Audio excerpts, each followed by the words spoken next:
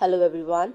Welcome to our channel ISC Steno. We are starting the passage at speed of 80 words per minute. Start.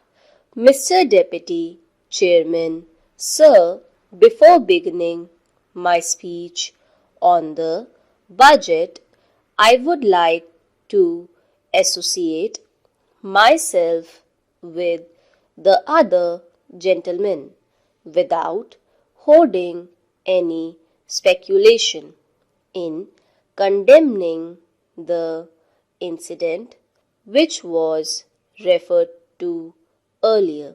Everybody here, I'm sure, will join with me that political violence is not the thing to be thought of, and it is a very condemnable one, and I associate myself with the views expressed by my other friends on both sides of the house. So far as the budget is concerned, as the economic survey has indicated, the year 2004 to 2005 was a year of unprecedented economic strains in the history of independent India.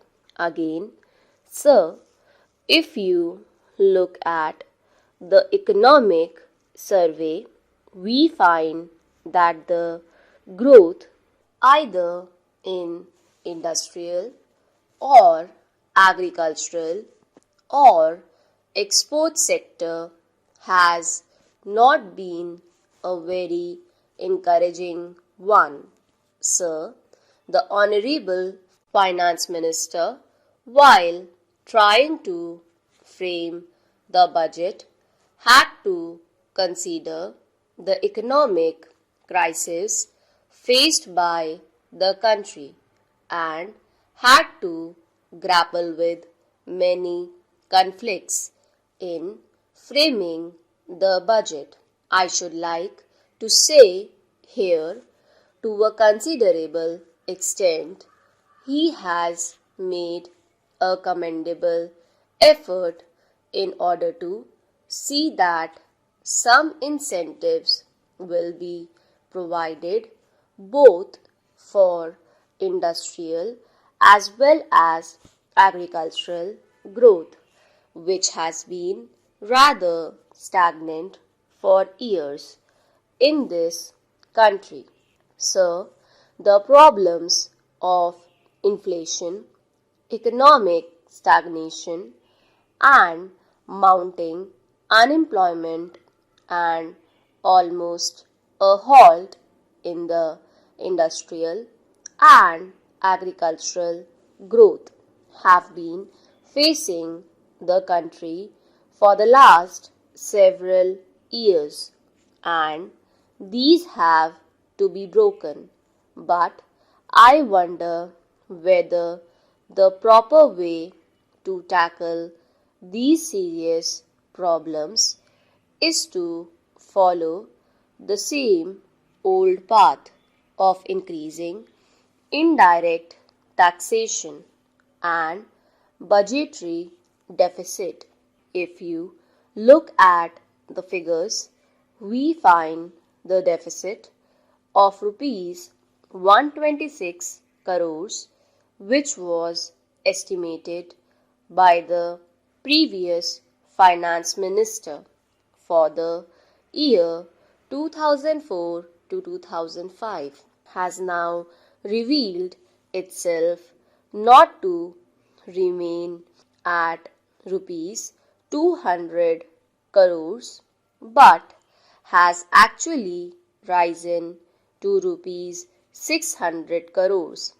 Even though I admit that a substantial part of it is because of food, fertilizers, and oil paths, which in any case had to be done, and which may not add to the inflationary tendencies. One wonders whether the current overall deficit can be kept at rupees 400 crores as estimated and reduced to rupees 200 crores with the proposed massive taxation of rupees 300 crores. Sir, the inflationary nature of this massive dose of taxation has to be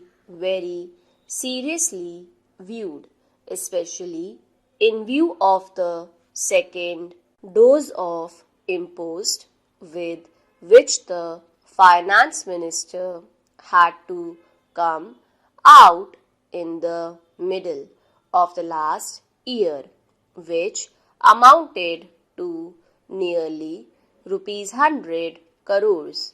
Again, the impost of the previous finance minister for resource raising on top of the previous one, which gathered nearly rupees 800 crores to rupees 1000 crores by the way of central taxes, railway taxes, post and telegraphs levies, and also taking into consideration the many deficit budgets of the different states, I am sure will result in back-breaking burden for the people.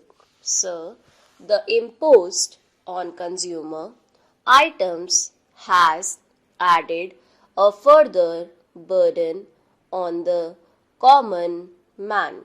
The only justification which I can see for the additional taxation will be found in the hope of raising the plan outlay by about 23% to rupees 6,000 crores, and it is a welcome feature, particularly so when the outlay is substantially for agricultural and energy resources, and I commend that effort of the Honorable Finance Minister.